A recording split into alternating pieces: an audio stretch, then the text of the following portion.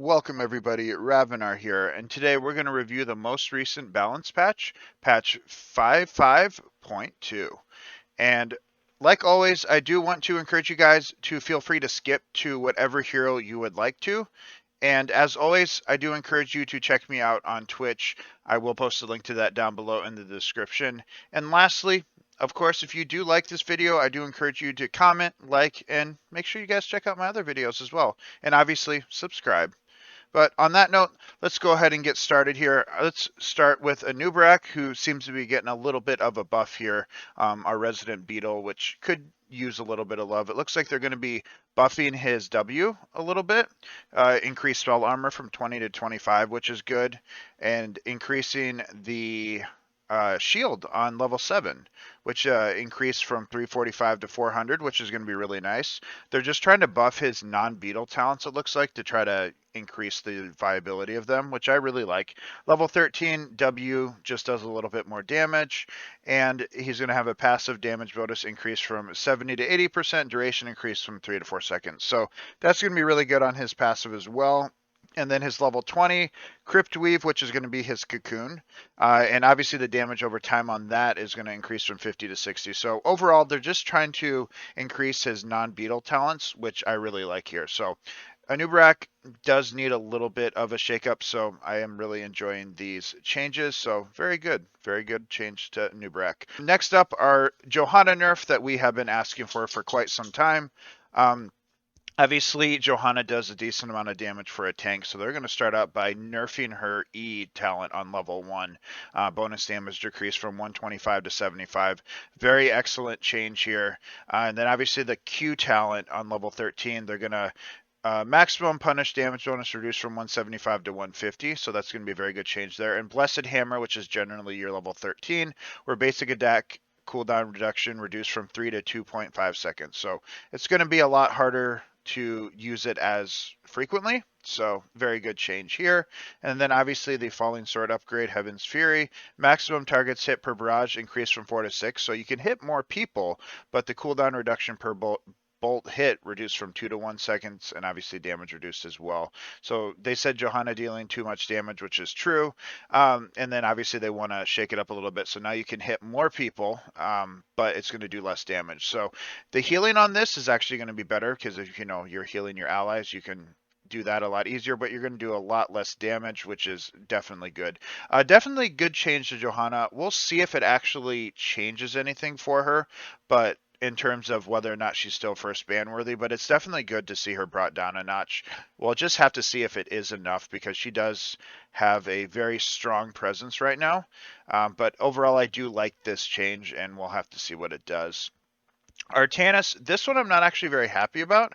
I don't think that Artanis needed a nerf. In fact, I don't really ever see Artanis being that viable, so this is a bit of a shock to me, but health reduced, regen reduced, and shield reduced. The one thing that they did buff is his level 4, shield bonus increased from 75 to 80%. They said that Artanis had grown a lot in popularity and his win rate. I personally don't see that.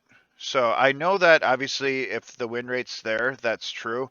But personally, I've never really seen Artanis as having that big of an impact. And I have a feeling that this is actually going to hurt more than it helps.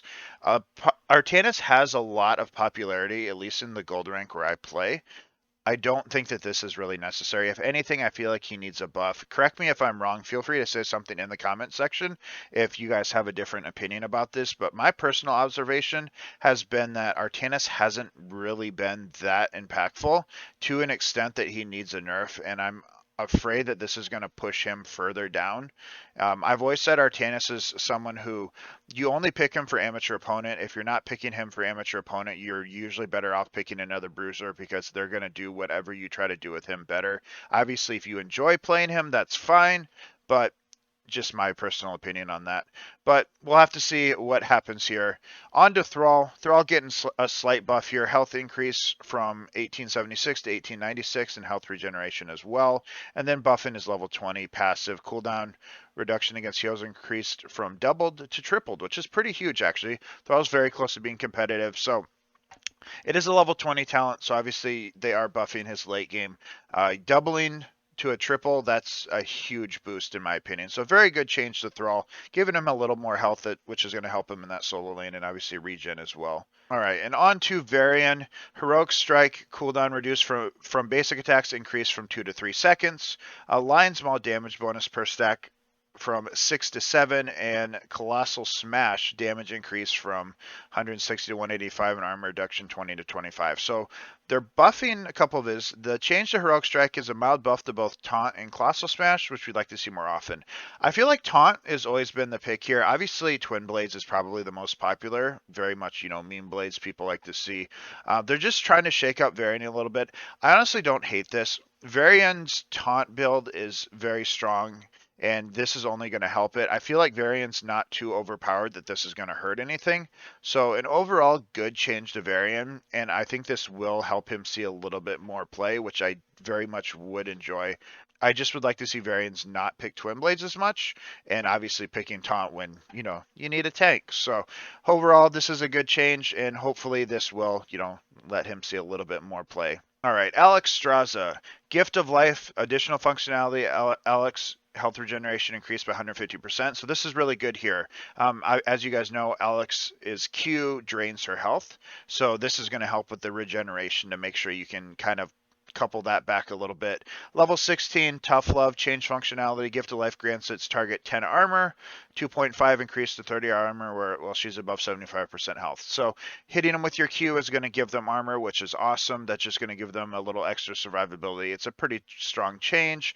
W, shield duration increased from 3 to 6 seconds. So the big advantage that this is going to give you is that if you're getting yourself healed in the back line and getting a shield, that means that you have 6 seconds to get back into the fight, whereas 3 seconds isn't really ever going to be enough to get healed and then re-engage before that shield drops. 6 seconds kind of gives you that flexibility to re-engage and still have that shield active, whereas when it's 3 seconds, you basically have to be in the middle of that team fight to utilize that shield.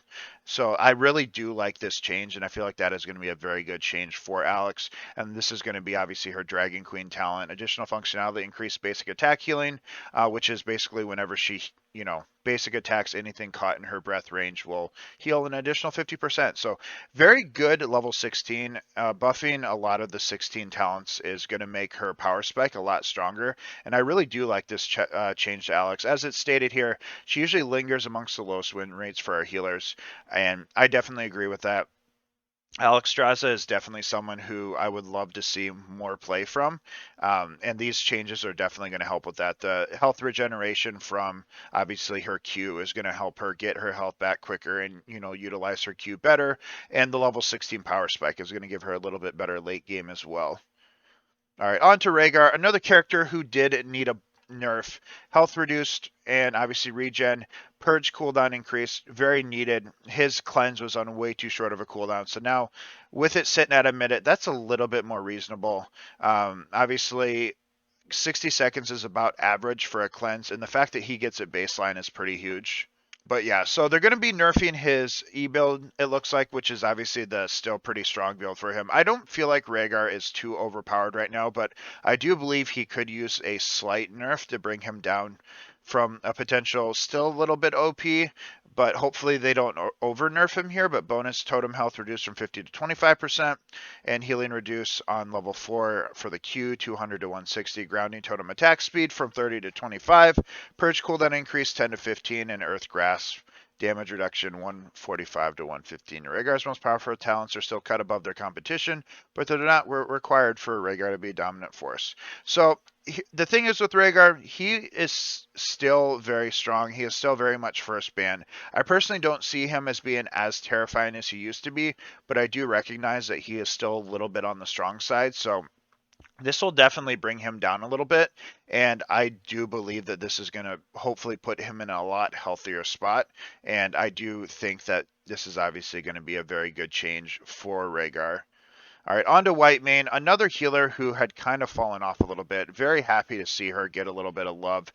Desperate Plea, mana cost reduced from 45 to 40, and obviously mana cost increased per desperation, reduced from 45 to 40. So she'll be able to heal a little bit more without taking such a big hit on her mana. Her Zeal armor reduction reduced from 25 to 15. So this is when she activates her trait, essentially. She takes a armor debuff while she has that active. So they're making that a little bit less impactful, only losing 15% armor, which I really like. I believe this is going to be your cleanse. Cast range increase from 7 to 7.5, so you can cleanse from a little bit further away. Remove functionality, no longer gain a stack of desperation. So this is obviously going to be the thing that makes your spells cost more mana. So they're going to make it a little bit less punishing to use this ability. Radiance, change functionality. Radiance, heal now, reapply Zeal, resetting its duration. That's going to be really nice. No longer affects Whitemane's armor. So they're kind of just taking away some of the negative side effects of using some of the abilities, which I do really like here. Like, Whitemane isn't so OP that she really needs that. The only real thing to keep in mind is a well-coordinated team with a Whitemane can be terrifying. Many of you probably have stories where you just can't kill anybody on the enemy team when they're being healed by a Whitemane. So the fear here is that she's going to be too powerful, but we'll just have to see. But shared punishment W, chaining damage increased from 70 to 100%, and harsh discipline, additional functionality, reduce Inquisition cooldown by 2 seconds. So similar to Alexstrasza, she's one of the lower end of the healers. Now my thoughts on this. Very good change to Whitemane, but like I was saying before, my main concern here is going to be that Whitemane has always had a spot where the reason she has a lower win rate is because of the fact that she relies on her team to be effective. And obviously, a better team is going to be able to utilize Whitemane healing a lot better. So the fear here is that if they overcompensate that, she will suddenly become a terror for any team to have to deal with. So they have to be careful with this. Only time will tell if they did overdo it. I don't foresee this as being an overdoing. So I think that, this is a very slight change that'll help her, utilize her abilities a little better. Less armor, reduction, and obviously not getting the stack of desperation when she takes this is going to be good. So overall, nice change to Whitemane, hopefully, and I don't believe it will be an overboard change. So very nice change in my opinion. All right, on to Alarak, a character who had kind of fallen off a little bit. Obviously, many of us, we know of the fabled tale of Alpharak, the Alarak, who is a terror in GM. Very, very good Alarak player, really cool dude. Very excited to see what he says about this, so I would very much like to know his opinions on this. But from my personal opinion, Ruthless Momentum W, cooldown recharge bonus increase from 75 to 100%. Negatively charged, damage bonus per stack increase from 4 to 5%, and a lightning barrage free cast duration increase from 2 to 3 seconds, which are going to give you more of a window to cast this, and then obviously just damage bonuses. These seem like minuscule changes to me. It's just like a random level 1 on a W and then 2 on an E, which is basically going to be your lightning build. We're happy with the success of Alarak players are finding with Discord Strike and melee talents, but the other builds are feeling slightly behind. So they're just trying to buff maybe E-build a little bit. We'll have to see what it does. Like I said, Alarak has always been a weird character. If you're really good with the character, you're a terror. If you're not, you're not. So not a whole lot they can do here. You run the risk of over buffing the character and making him really, really oppressive. So overall, we'll have to see what happens here, but I do like that they did change a little bit to him, and it doesn't look like it's going to be too overboard.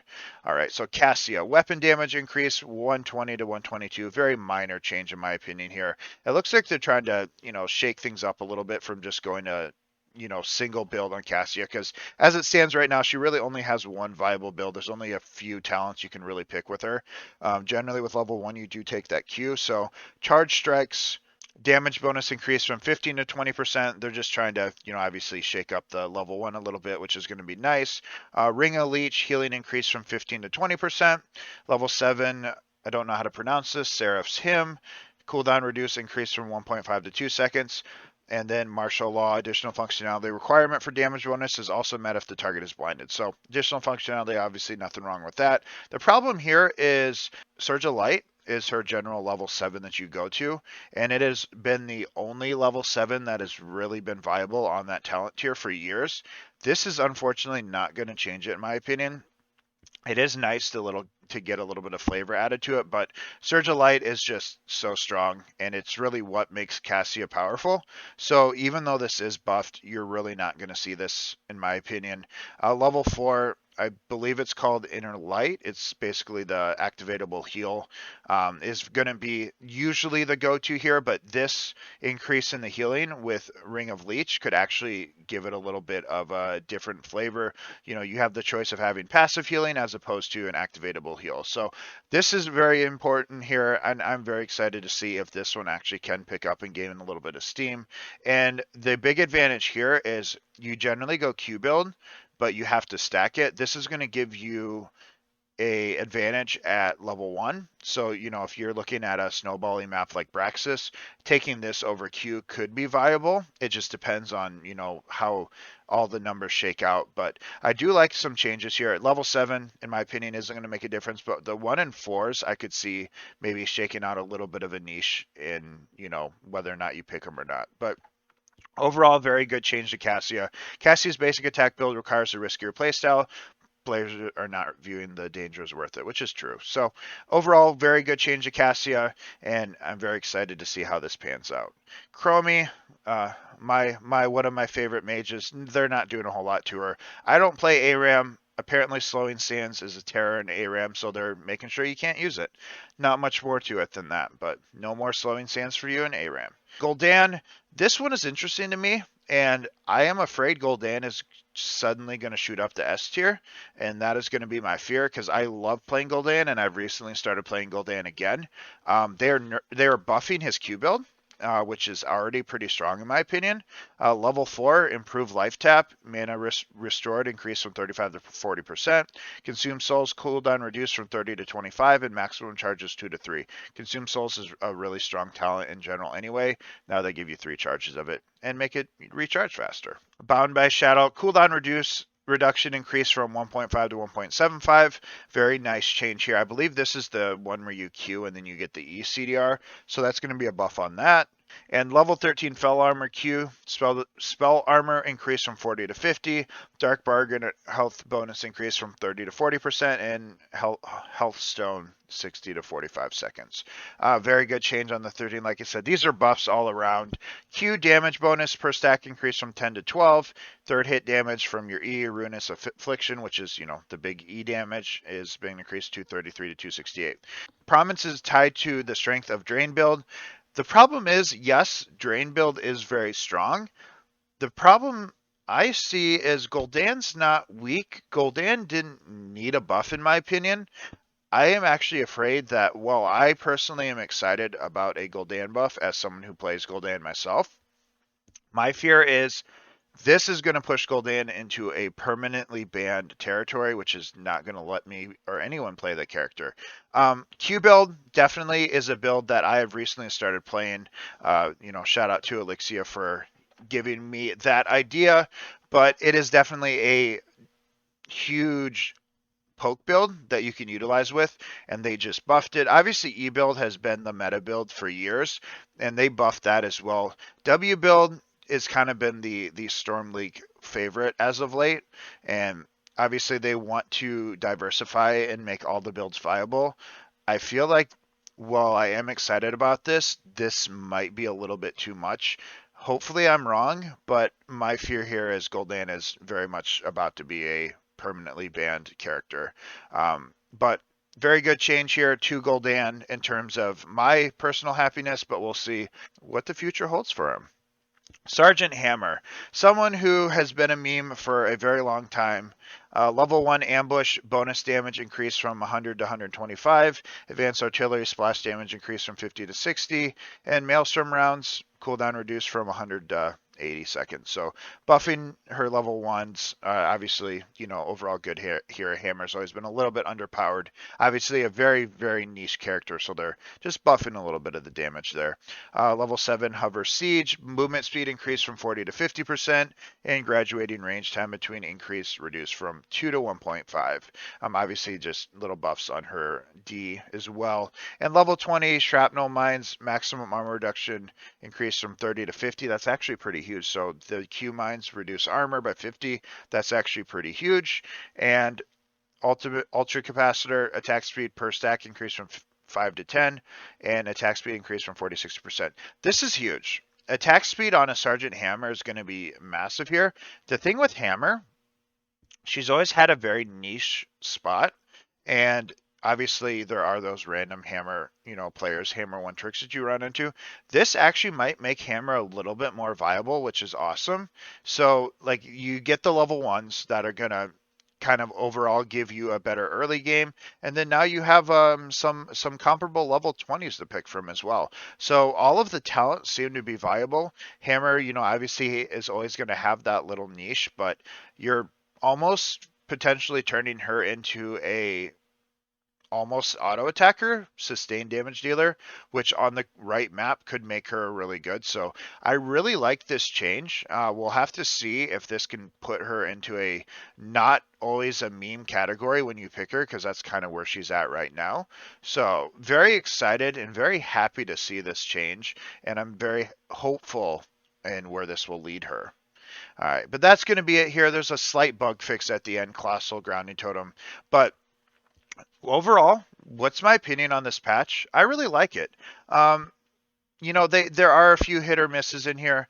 Like I said before, the Artanis change I don't think was necessary. I feel like this is a more harmful change than anything else.